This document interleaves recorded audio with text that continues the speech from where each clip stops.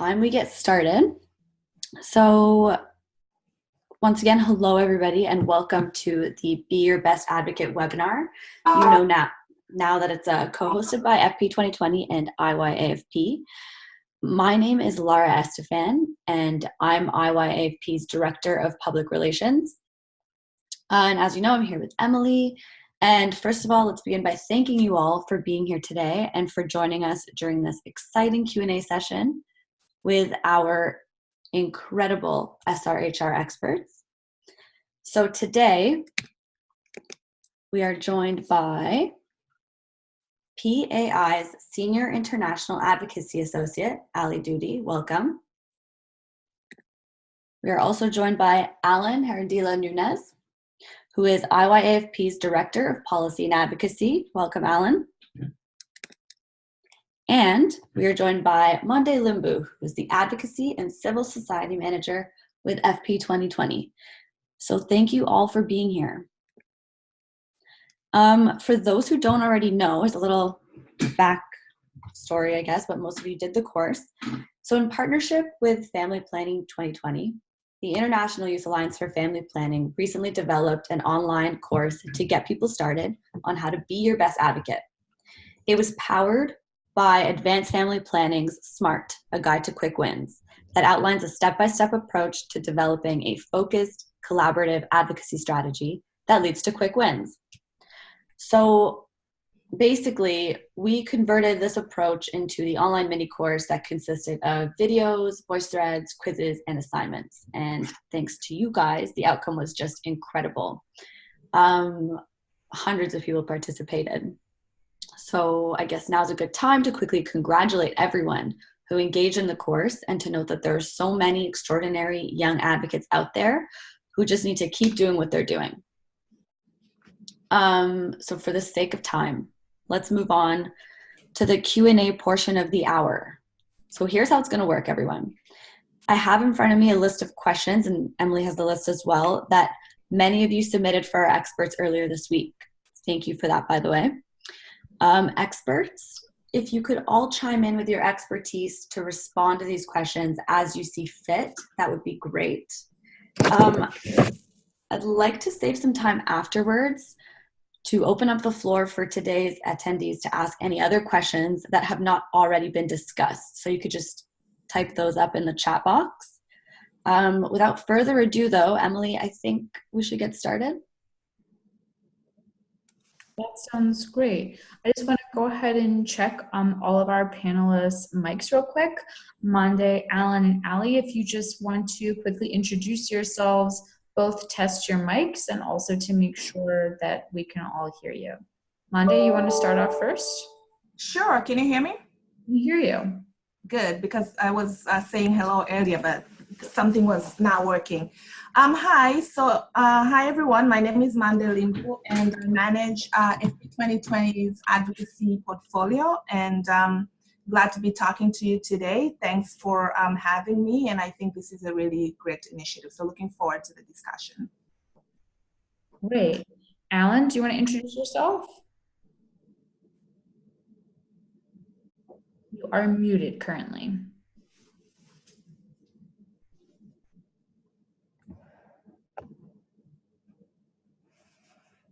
Maybe Allie, we'll start with you and then come back to Alan. Sure. Good morning, everyone. As someone said, my name is Allie Doody. I'm a Senior International Advocacy Associate here at PAI, and primarily my work with adolescents and youth has really been around supporting youth-led organizations to hold their governments accountable to youth-related FP 2020 commitments. And I'm really excited to be here and share some of the experience I've had, but also hopefully hear from everyone else as well. Great, thanks, Allie. You're a little bit soft, so answer questions going forward. If you can try to use a more booming voice, that would be useful. Sure, I'm gonna also try a different set of headphones, so. Awesome. And Alan, you wanna go ahead and give a try now? Unmute yourself. Yeah, can you hear me now? We can hear you now, great. Okay, great. My name is Jarandilla Nunez. I am from Bolivia. I am the Director of Policy and Advocacy of the International Youth Alliance for Family Planning, and I'm really excited to be here to share some experiences with all of you. Thank you. Great, thanks, Alan. So first, I want to encourage everyone to be a bit informal here. We're going to just have a really good discussion. We have a small enough group that we can try to exchange really good ideas and hopefully opportunities for advocacy amongst each other. But to best do that, I would suggest you use the chat box to ask any questions that you have, just to make sure that we, we can keep track of them as we go. So use the chat box to insert your questions, and our colleague Fila from Malaysia, who's also on the line, is going to keep track of the questions in the chat box. So first, I'm going to start off by asking a question that I think each of you can answer, which was received through the portal in advance from one of you, which is, as you can all see on the screen, the field today isn't an easy one. We're fighting lots of challenges, especially on sexual and reproductive health and rights in most countries. And we want to know what really makes you continue to do the work that you do, especially around advocacy. So if you could each give a brief kind of background on that, it might be inspiring for others to hear. Hi, so this is Mande. I can start, if that's okay. Go for it, Mande. So I was, I just read this question again, and I think it is true. It is often not easy, mainly for me, because advocacy is often a long-term effort.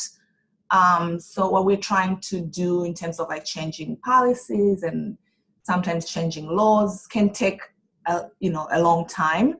And we go through a lot of challenges as advocates. Sometimes you're, the policymaker or the decision maker that you're targeting,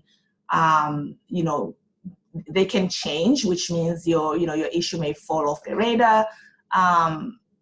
And so it's a long journey, but there are lesser goals along the way, I believe, which, as you all know, we call the low-hanging fruits and the quick wins that are just as important. And that's what keeps me going. So I feel like our work as advocates needs a lot of flexibility and a lot of patience, and I would say perseverance too.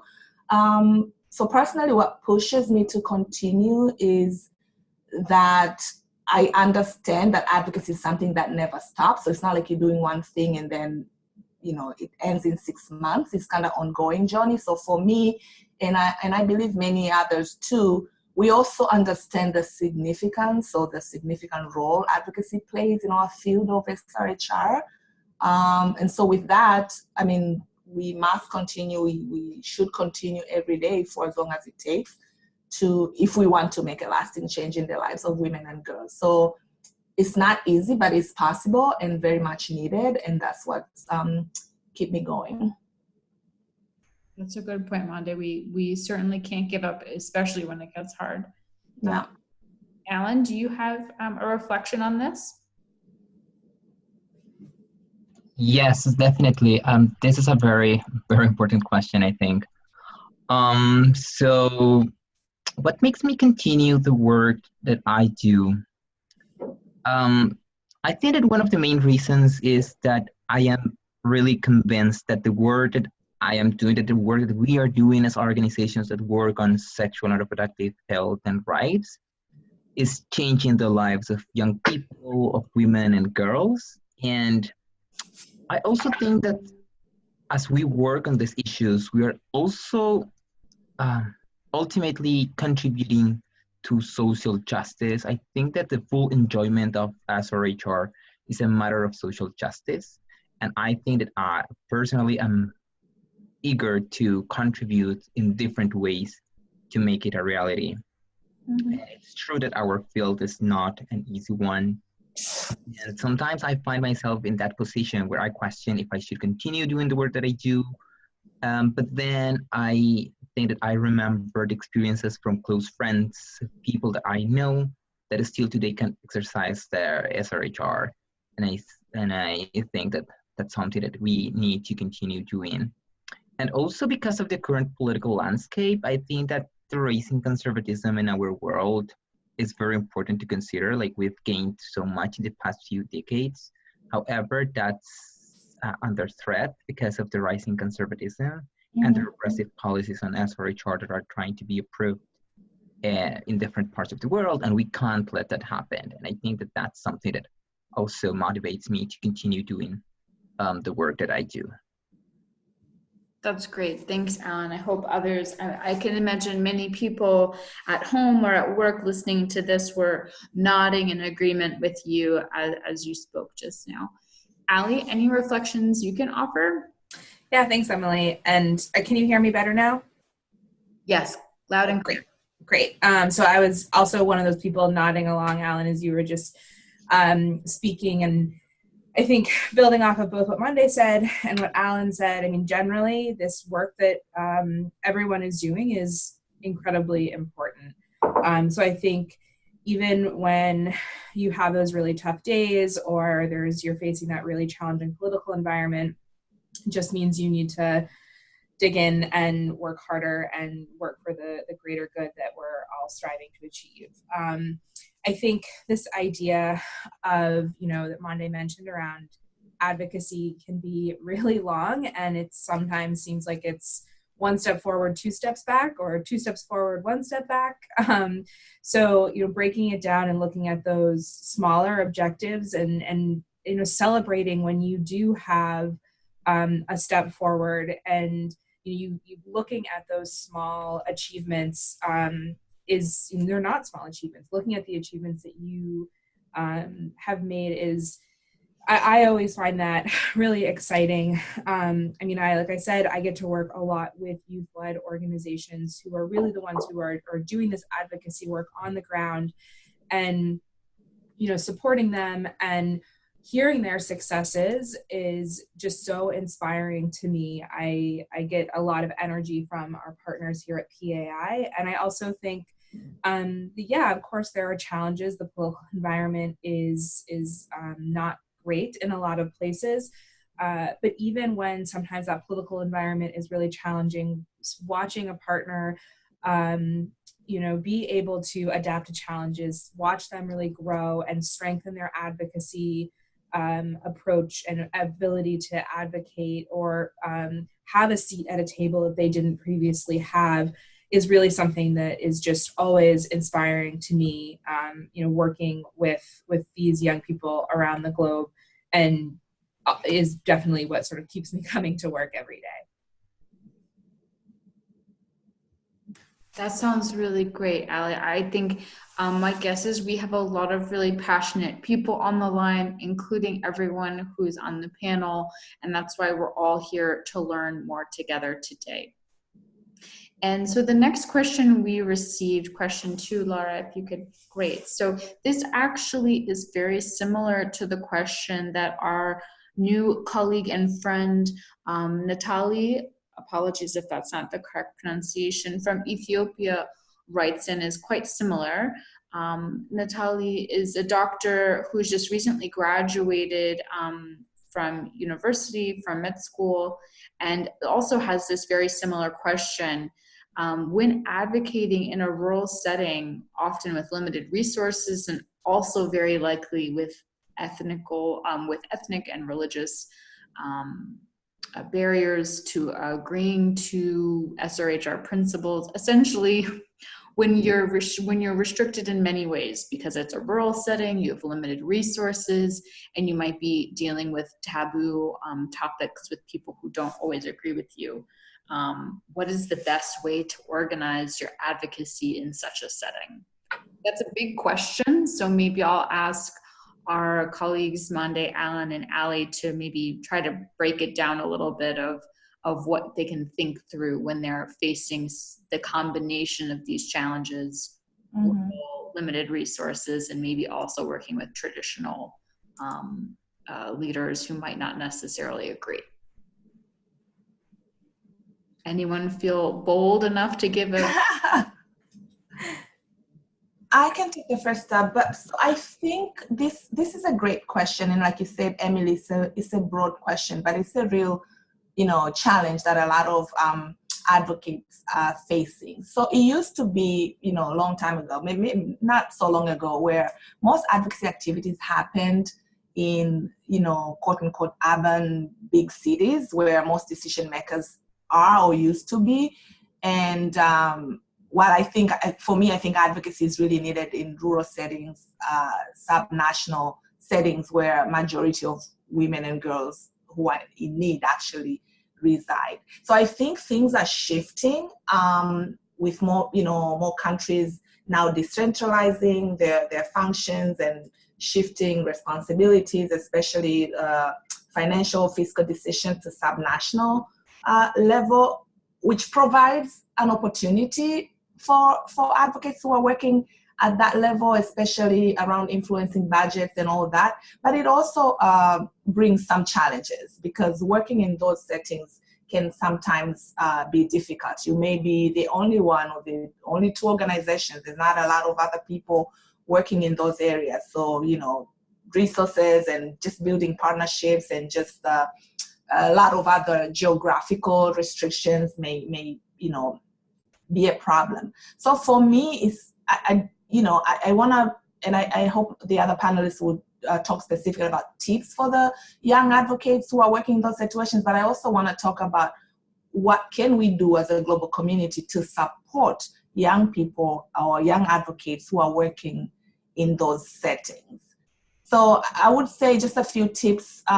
One is really, if you're working in those settings, try to identify the community supporting each other to identify partnerships with other community organizations maybe that are working in those areas. And if there are faith-based organizations that are not opposing to your issues, maybe partner with them.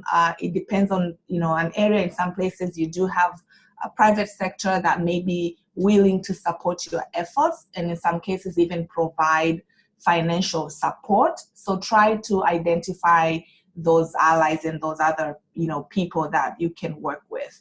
But I think as a community, we also really have to support young advocates to, acquire skills, especially grant application skills and fundraising and things like that, because once they're in, those settings, it's even harder for them to access, grants or to hear about them or to, have audience with the right people who can support. So I think that's an area that we all have to really look at.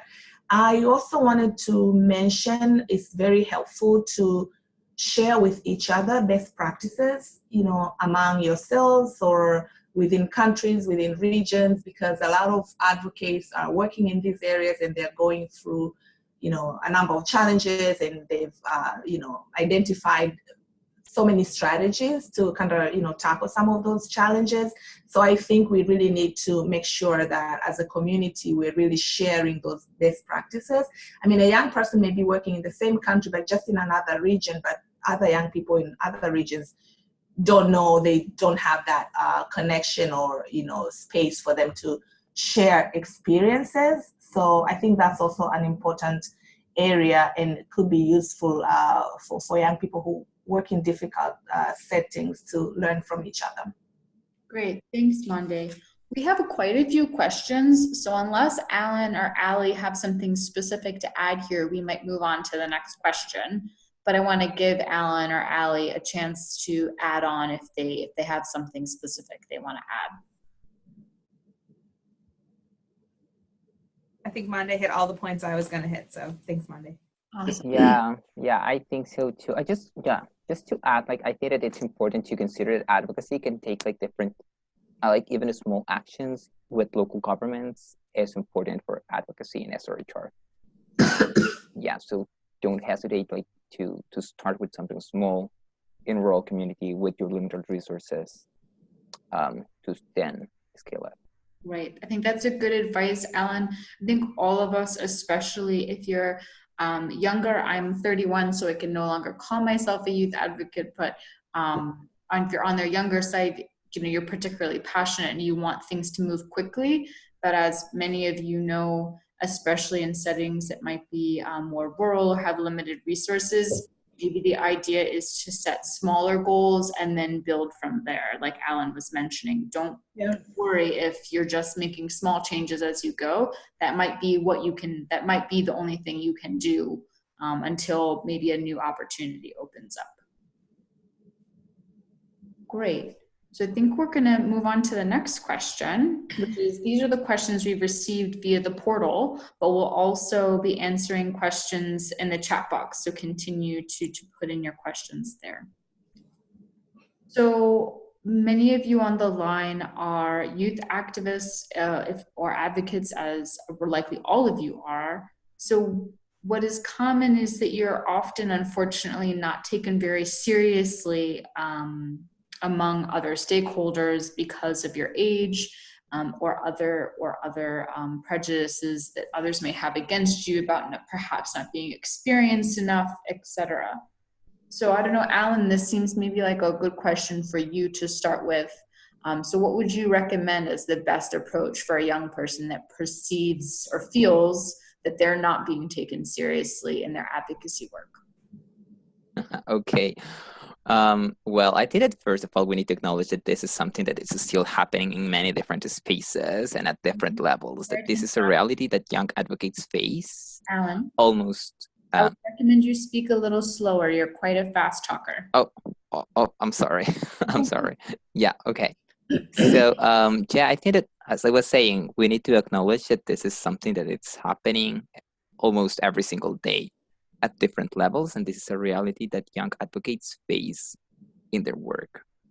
My first advice would be, because of this, many young advocates get demotivated.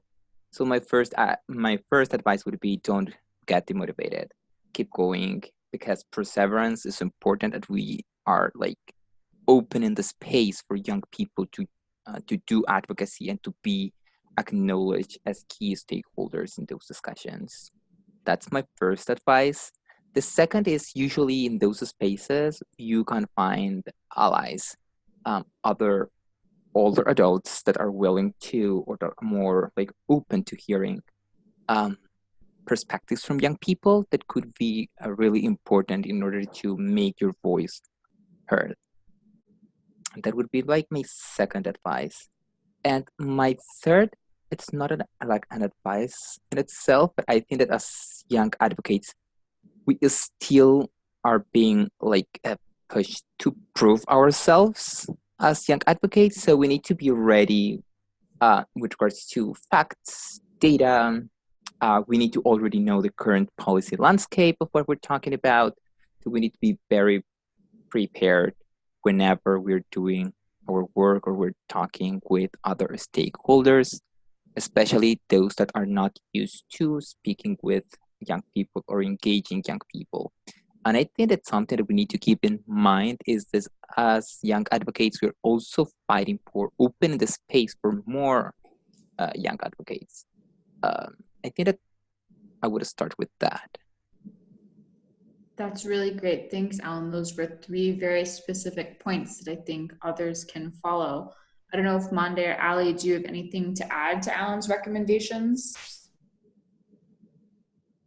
I think I would agree with everything Alan said. I like that idea of allies, both adult and other young people, as something that I have seen be pretty successful in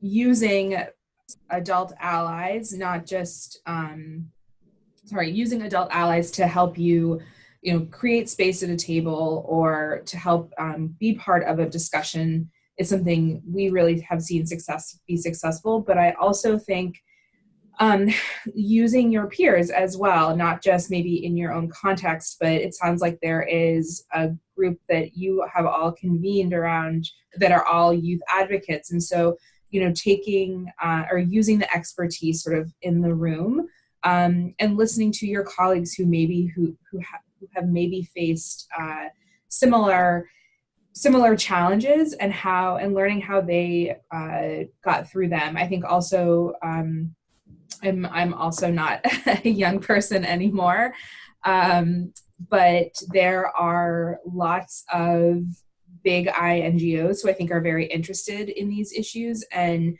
are looking for ways to help create space for young people to be part of conversations. And so, asking organizations like PAI and FP 2020 and others who are really invested in supporting young people to be leaders and using resources that we have available, or asking us to help make connections with people that maybe you don't have or you don't have the connections to, or you reached out to someone and haven't been able to make the connection. So I think that idea of really using your networks is super important. That sounds great. I think all of those tips are really useful. I think you have to trust that you're not alone is essentially at the essence of what everyone's recommending, that you will have allies that can hopefully help bring you into the technical working group meetings, the coalition meetings, etc., to make sure that you're being brought in where you can and are able to hopefully gain some credibility in the process. Mande, if you don't mind, I'm actually going to ask you about the next question instead, because it's really Alan's last point. So if you all heard Alan's third recommendation after his first 2 points around making sure that you are able to connect with other leaders as well as remain passionate and dedicated, his third point was really around knowing your facts and figures and making sure that you're essentially as informed as you can. That way you're more likely to be taken as seriously as you should be. So Mande, especially for the young advocates, can you help us to understand what's the best way to kind of balance using facts and figures and data and evidence with emotional stories, which young people tend to have personally or to know others? What would you suggest? So great question. So I think this is a question of what I would say the power of numbers vis-a-vis the power of stories. And it doesn't have to be one against the other. So for me, I'd say both. So using data and facts and fact sheets and figures will definitely make your advocacy efforts more compelling. So as a strategy to influence policy and decisions, you should definitely, like Alan said, use data and make sure that your arguments are backed by evidence and data. But on the other hand, I think as human beings, we sometimes learn through stories, and the stories, if they're packaged well, can also be extremely compelling or a compelling way to convey your message. I remember I was doing advocacy at the country level where we have been working with the policymaker office for a long time around maternal health issues, and he wasn't an opponent, but he wasn't really supporting until one day when one of the partner organizations organized a meeting, and they had a story, a story of a woman was told about a woman who died and left young children. So one of the young children was a woman at that point, and just talking about her life history. And we learned later on through our connections that actually the policymaker, this story reminded him of his own mother and his own personal life story, and all of a sudden he became a supporter. So stories are important. So I would say the key is know your audience, and once you know your audience, choose your strategy accordingly. So you may have target audiences that you think they will they would like to see charts and fact sheets and all that, and maybe that's how they understand. If you're working with ministries or finance, for example, these are the people that can understand that kind of information. But in some cases, you may just want to use personal emotional stories to back your argument. So I would say both. Just reinforce your data with a personal story to support your advocacy objectives, basically. That sounds really good, Mande. And so essentially, maybe try to find something out about the person you're planning on meeting with or who you're presenting to. It might be a group of researchers and they need more facts and figures. It might be someone from Ministry of Finance and they need more financial data. How much money will I save if I invest in young people? Do you, either Mande or others, is there, when advocates are using data and facts, if they know that the right audience is there, how important is it that they understand the data at a deep level when they go to present? How much should young people try to better understand what the data means before they present it? I don't know if anyone has a response to that. I'll leave it open.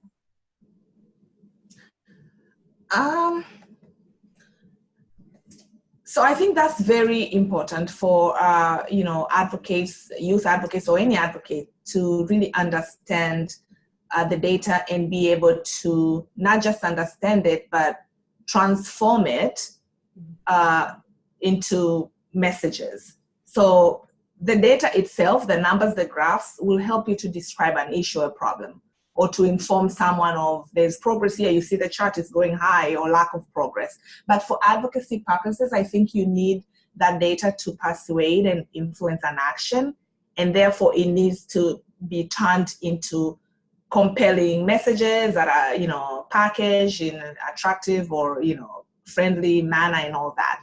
So that's where I think as a global community, we need to do more, because I think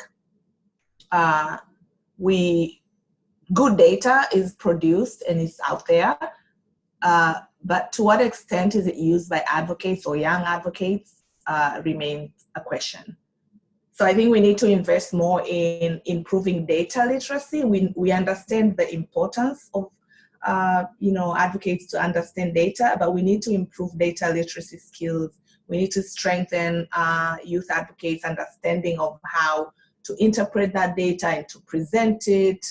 And I think as advocates alone, we cannot do that, because in most cases, that's not really our skill. So I think there needs to be a partnership between our data experts, the people that produce that data, advocates, the people that are supposed to use that data, and communications experts, the people that can help us package that data so that we're communicating it in a compelling way to support our advocacy strategies. So I think that's an ongoing discussion of how we can all come together to make sure that happens, because just understanding it, yes, is important, but what do you do with it? That's great. Thanks, Mande. So one next point for all of you is to make sure you find some measurement and data friends. Make friends with people who can help for you to help them, for them to help you understand how the data was developed, and for you to help them understand how you can use that data for advocacy. Because sometimes data experts don't know what they need to be presenting you with in order to better help your advocacy. So find a data friend, or vice versa, help a data friend meet some other advocates would be a really great thing to do. I'm going to move on to the last question that we received through the portal, and then we'll pull in more from the chat box. But a lot of you have been asking about working on taboo topics, which is mostly what sexual and reproductive health and rights really is. There's hardly any topic that falls in that category that isn't considered taboo in nearly all of our countries. What's the best way to work on these topics and to strategize around handling opposition? Opposition can be particularly intimidating when we know that they have big institutions sometimes behind them, including the government or religious groups. So what can we advise to advocates on the line about dealing with opposition on these taboo topics? Sounds like Allie, that might have been you. Sure, I can jump in. A couple of things that come to mind when thinking about dealing with opposition and some of these issues that can be taboo or challenging. One, I think going back to the idea of using a network of allies, so trying to tap into other advocates, other folks who work in this sector who maybe have access to some of the either religious leaders or traditional leaders or some of the places where you might be facing opposition. I also think one sort of tactic that I have seen be really successful with some of our partners who are working in countries where the government is really quite oppressive and doesn't want to talk about adolescent sexual and reproductive health and rights at all, using sort of different language. So, we have this vocabulary, this alphabet soup of acronyms that we all use and we know what we're trying to say, but sometimes maybe adjusting the language that you're using to talk with someone who is maybe not as friendly to the issues. I think that's something we've seen our partners be really successful in countries where even like family planning is not like accepted, like you can't talk about family planning, but they've been able to use other phrases, different sort of tactics in terms of still advancing some advocacy objectives that they have been working on. So I think those are sort of the two key points that I have seen be successful is one, tapping into allies who maybe have a broader network than you do and getting their support in helping to overcome some of the opposition or some of the challenges. And then thinking about the language that you're using and, just making some shifts in some of the wording, but still obviously working towards the objective that you are hoping to achieve. That's great. Thanks, Allie. Alan, do you have anything to suggest about strategizing to prepare for pushback or for opposition when tackling some of these taboo topics? Yes, sure. I think that this is a very important question. And I would like even to challenge the question itself, because I think that when handling opposition, we need to be strategic, because sometimes even responding to some sort of like opposition, quote unquote, attacks related to messaging and communications that they do against us as SRHR advocates is not the most strategic way of handling opposition, because some of the times we give them more visibility and we don't want that to happen. So yeah, I think that it depends and it varies in different contexts, in different situations, what kind of opposition we have. But we need to be strategic when handling opposition. And also we need to reflect, like our community needs to reflect, because we've had so far a very defensive stance when like dealing with opposition. Opposition is usually like attacking SRHR, like the SRHR community, and it's at the forefront of those messages about like quote unquote like the defense of life and that kind of stuff. But and we are like more defensive. We're always responding to those attacks and trying to change the narrative around that. I think that we need to do what they are doing right now. We'll be more proactive with our communications, and we should be the ones that are like at the forefront of messaging around the SRHR. I think that here also we need to balance between like how our communication is framed. Usually opposition, they don't use data, and they are advancing their narrative and discourse very, very easily, I would say, in many different contexts.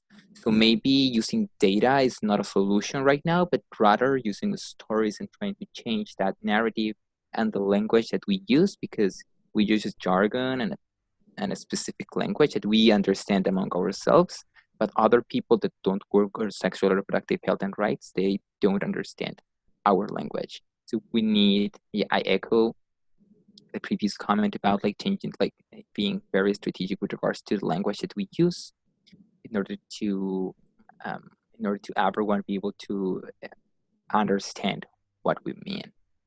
And yeah, I think that handling opposition is very complex. It's very complex, and still we need to strategize around that even more. That's great. Thanks, Alan. I think you make a good point that we have to be careful not to always be on the defensive, because we are also, they feel that they're human rights defenders. We feel we're human rights defenders in truth. So we both have to really be prepared to stand up for that. We also have very strong values and believe that we're doing the best we can for all of those who need support. So again, yeah, let's be careful not to always be on the defensive.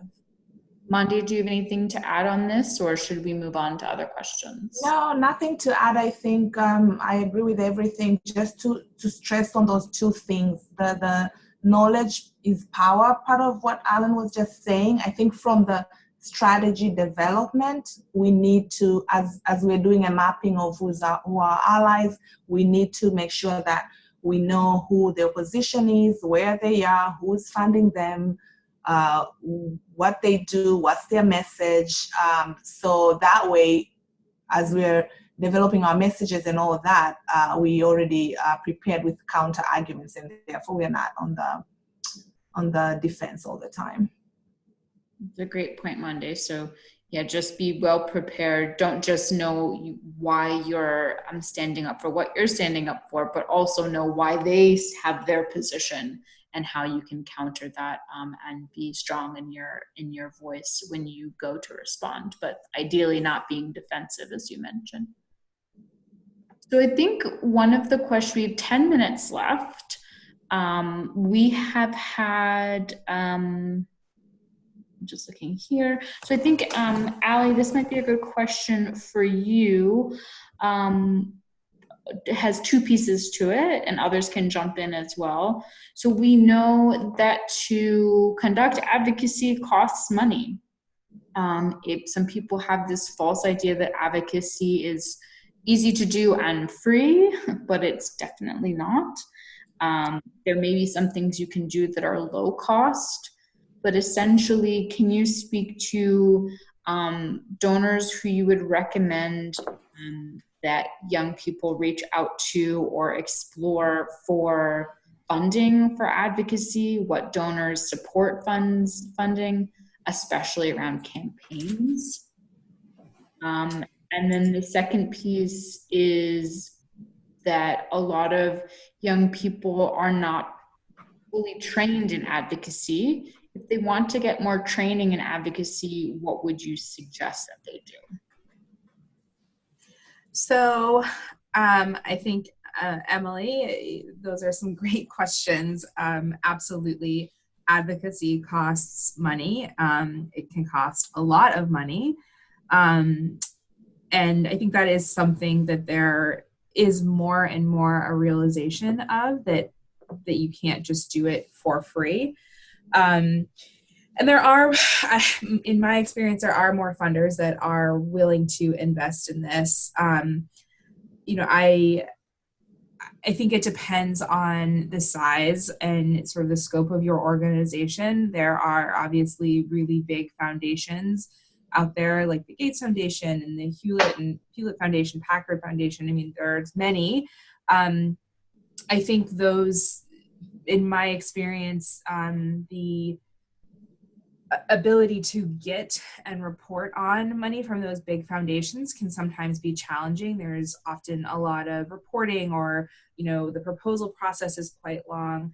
It certainly doesn't mean youth-led organizations can't apply for that type of funding, but again, I think it can be challenging.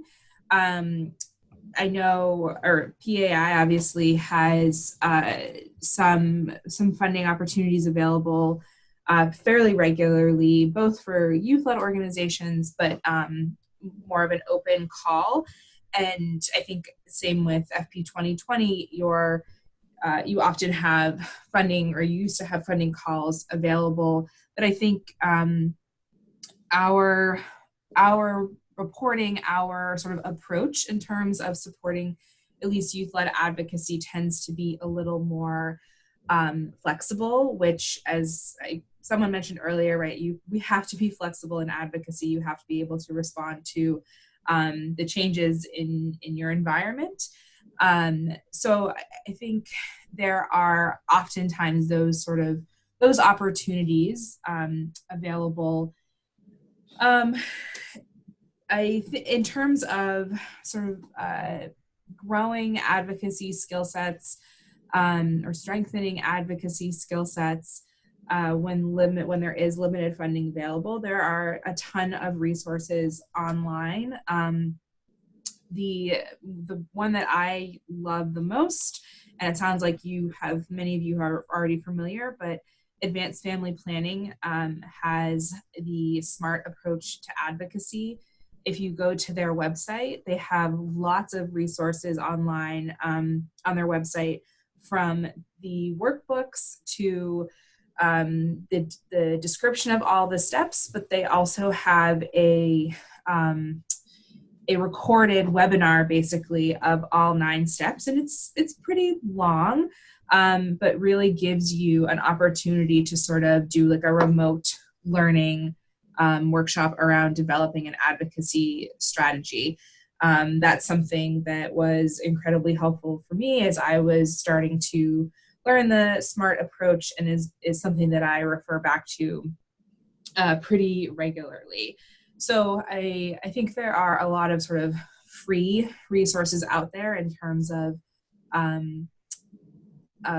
trying to strengthen your advocacy, your advocacy, advocacy muscle. I don't know how else to say it. Those I think are probably some of the bigger pieces, but I also think in terms of when you're working in a low resource setting, being really realistic about what you can achieve. Mande, I think you referenced this earlier, around if you don't have necessarily the funding or the network or the support to create some really big change, that's okay. Start with a smaller step. And even if ultimately at the end you haven't solved the big issue you're hoping to solve, it's likely that you have moved forward in the right direction. Or even if you haven't been able to achieve a quick win in that way, you probably developed some relationships that could help you as you continue your advocacy work. So I think it's important not to get discouraged. And I think really to look at things sometimes look at things in those really sort of smaller wins, and celebrate those, because that's really important, and I think can help to keep sort of morale up as you try to continue to do longer term advocacy. Great, thanks, Allie. So I think a few things people have recommended. Allie's just recommended some resources, as well as some possible donors to look into their funds that they offer to support advocacy. And yes, we'll supply those in the follow-up email to give you some links to some free training resources and things like that. And to answer Bridget's question, yes, you can certainly share the videos that were part of the mini course. You should feel free to work with that. They were designed to be for beginners specifically, and not so much for very senior youth advocates. So please do feel free to share them widely. They are based on the Advanced Family Planning SMART approach that Allie mentioned. I'm going to leave it up to Mande, Alan, and Allie to kind of make any kind of closing remarks that they would like to, since we only have a few more minutes left. So think about that a bit. However, I do want to acknowledge that we received a couple of questions, especially around the opposition piece. Seems like that really touched a lot of people and is something many people are concerned about. So perhaps consider mentioning one or two of these things when you go to wrap up, which is, what would you recommend be the key, perhaps, skills or techniques that young people look into when developing their advocacy? And then the second piece that you might want to touch on as we wrap up is more on this opposition piece. I think some are working in places where it might be really unsafe for them to be loud and bold advocates. And what would you recommend in such settings where there is great need, but there's also a risk to being an advocate? So those are two things you probably would like to mention as you close, just because it seems to be on a lot of people's minds, is the opposition, as well as some skills or opportunities or recommendations for skills around advocacy that young people should be focusing on. Yeah, so in terms of skills, I think we've touched on the skills around using data for advocacy, the skills around maybe resource mobilization and fundraising, and so many resources as Ali just mentioned. So maybe those are materials or resources that we can share with the group after the call. But I think just in general, I think that the first question that we were asked about the fact that this field isn't an easy one and what makes us continue. So I would say for many young advocates that I've spoken with in my experience, this is also a challenge for them. And in most, in a lot of cases, people just give up or just don't continue, whether because there's no funding or they don't see results or it's unsafe for whatever reason. So I would say the main attributes or things that you should always consider, I think I mentioned this earlier, is just advocacy needs patience and it needs perseverance. So change is always going to be incremental. So, small step by small step, things will happen. So just, keep pushing, don't get discouraged. You never know when you'll have that impact. You always have, there'll always be temporary setbacks, but that should not stop you. Also, just as we mentioned, just remember that you always have to have a plan to guide your advocacy, but at the same time, you need to allow for flexibility. So if, something happens or something does not work or someone, policymaker change, just be ready to change your strategy and move forward. In terms of working in places where you feel it's unsafe, so I would say keep pushing if it's about resources, if it's about, opposition in terms of, they're using moral arguments and find your data, numbers don't lie, keep pushing. But if it feels unsafe for whatever reason, I would say that's where you probably need to, be cautious and maybe talk to people and make sure that you're getting support from, adults or other organizations or people that can guide you in terms of how to navigate that. So that's not just for young people, that's for everyone. When it gets to, something being unsafe, I would recommend that's where you slow down and try to re-strategize. Great, thanks, Mande. Alan, do you have any closing thoughts you want to share with everyone? Yeah, so first of all, I would like to say thank you for this opportunity to share my experience with other young advocates. Well, my two final remarks. The first one, I would say,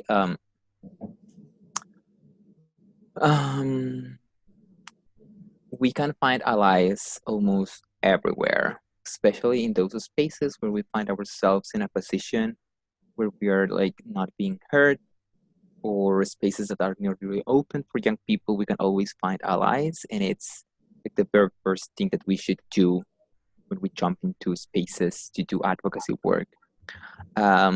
So don't hesitate to communicate with those allies and to strengthen that partnership in order to be able to make your voice heard in those advocacy spaces. That would be one. And the second one would be we need to be, especially with regards to handling opposition, we need to be strategic in terms of our communications. We should not focus on answering directly to their messages. We should be focusing on developing an alternative narrative of sexuality, of SRHR, that is more compelling to people in general. Yeah, I think that that's it on my end.